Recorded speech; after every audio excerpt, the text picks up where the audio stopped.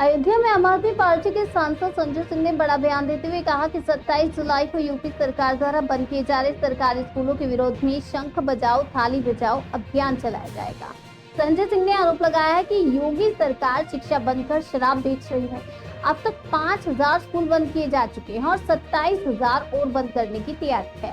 उन्होंने झांसी और गोरखपुर की घटनाओं पर महिला सुरक्षा को लेकर चिंता जताई और कहा कि इन मुद्दों को संसद में उठाया जाएगा। साथ ही उन्होंने बुलडोजर कार्यवाही और धार्मिक स्थलों पर भेदभावपूर्ण रवैयों को लेकर भी भाजपा को घेरा।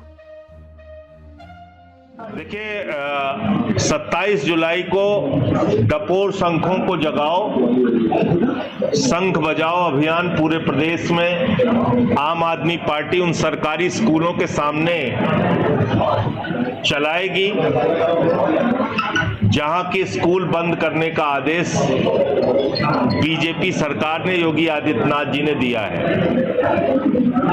और ये डपोर शंख सरकार है, सबको अनपढ़ बना के रखना चाहती है, सबको अंगूठा टेक बना के रखना चाहती है। इसलिए मैं लोगों से अपील करता हूं, उत्तर प्रदेश की जनता से भी, कि इस अभियान में बढ़ चढ़ कर हिस्सा लीजिए। जो स्कूल बंद हुए हैं वहां बच्चों के अभिभावक और हमारे पार्टी के कार्यकर्ता पहुंचेंगे। वहां डपोर शंखों को जगाओ, शंख बजाओ, थाली बजाओ अभियान चलाएंगे। और बाकी हमारा 2 अगस्त का आंदोलन है जिसकी जानकारी हम पहले दे चुके हैं। अभी हाई कोर्ट का एक डबल बेंच का फैसला आया है, उसका पूरा आदेश पढ़ने के बाद और स्थिति स्पष्ट होगी। फिलहाल ये पता चला है कि आगे स्कूल बंदी ना हो, इस बात का आदेश हाई कोर्ट ने दिया है।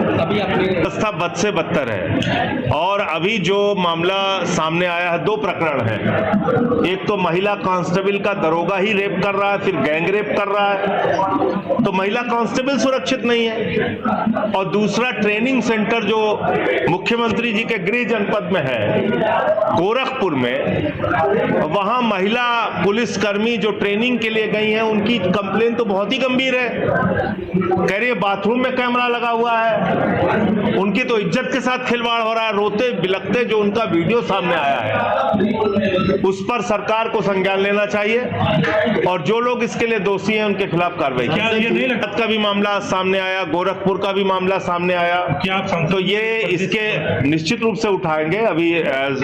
अभी मुझे जानकारी कल मिली इस पूरे घटना की और मैंने उस पर ट्वीट भी किया है।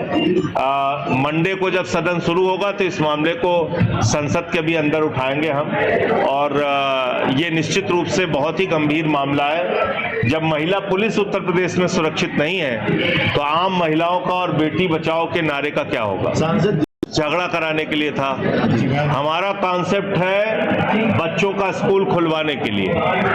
बच्चे रो रहे हैं गेट पकड़ के, वो योगी जी को सुनाई नहीं दे रहा है, तो हम शंख बजाएंगे, थाली पीटेंगे।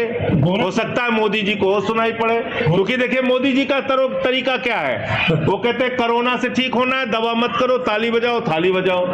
तो हमने डपोर शंखों के लिए ये योजना लागू की है कि हो सकता है डपोर शंख इससे जाग जाए, शंख बजाने से, थाली बजाने से, क्योंकि वो सही रास्ता तो सुन नहीं रहे, बच्चों के आंसू देख नहीं रहे। तो डपोर शंखों को जगाने के लिए ये एक तरीका, नया आधुनिक तरीका जो बीजेपी वालों को पसंद है, वो हमने निकाला। देखिए ऐसा है, भारतीय जनता पार्टी, मैं पूरे जिम्मेदारी से इस बात को कह रहा हूं और अयोध्या में बैठा हूं प्रभु श्री राम की नगरी में, यहां के लिए कह रहा हूं।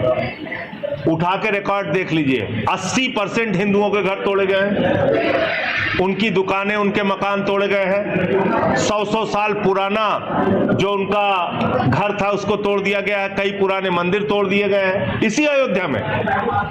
मैं काशी गया था, काशी में बहुत सारा काशी कॉरिडोर के नाम पे हिंदुओं के दुकान मकान तोड़े गए हैं। संत रविदास जी के गेट के सामने जो चाची की कचौड़ी की दुकान और पहलवान लस्सी की दुकान थी, 42 दुकान तोड़े गए। मैं गया था वहां पे, सब के सब हिंदू हैं। तो खाली ये बुलडोजर बुलडोजर के नाम पे और भाजपा के नेता और सांसद इस बात पे खुशी की लहर लोगों में पैदा करते हैं कि देखो देखो बुलडोजर चल गया सलीम के यहाँ, मोहम्मद के यहाँ, रहीम के यहाँ, करीम के यहाँ, और कितने बलराम इसमें पीटे जा रहे हैं वो नहीं बताते।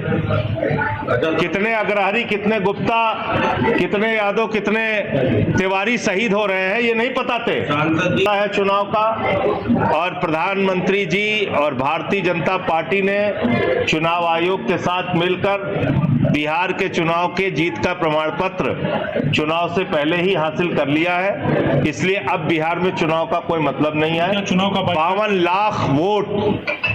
लाख वोट काटे जा चुके हैं। बहिष्कार के सवाल पे हमारी पार्टी जो निर्णय लेगी उसके बारे में तब आपको आधिकारिक जानकारी देंगे, लेकिन मेरा अपना मानना है कि 52 लाख वोट कटने के बाद अब बिहार के चुनाव का कोई मतलब बचता नहीं है। के इस्तीफे में मैं बता चुका आपको कि ये जो फैसला है इससे पूरा देश अचंभित है, हैरान है, परेशान है, लोगों को समझ में नहीं आ रहा ऐसा कैसे हो गया।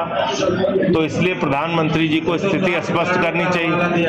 कारणों का हवाला दिया गया था, विदाई समारोह तो कर देते भैया, वो काहे नहीं किए। जिस तरह चुनाव आयोग में तो स्वास्थ्य कारण कोई समस्या नहीं लाता, 5 मिनट बुला के उनको एक विदाई समारोह कर देते। इतना तो न्यूनतम सम्मान करना चाहिए था कि नहीं करना चाहिए था।